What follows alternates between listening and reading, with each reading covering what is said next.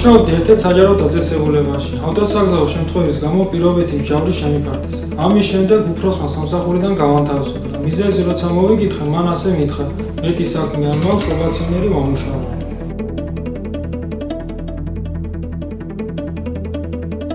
ზოგადად საჯარო სამსახური გახლავთ სახელმწიფო და ადგილობრივი თვითმმართველობის საბიუჯეტო დაწესებულებებში საქმიანობა. გამომდინარე იქიდან თუ კი პირი დასაქმებული არის ასეთ საბიუჯეტო დაწესებულებებში, მის სოციალურ ყოფით როლს მასზე დაკისრებულ ვალდებულებებსა და უფლებებს განსაზღვრავს საჯარო სამსახურის შესახებ საქართველოს კანონი.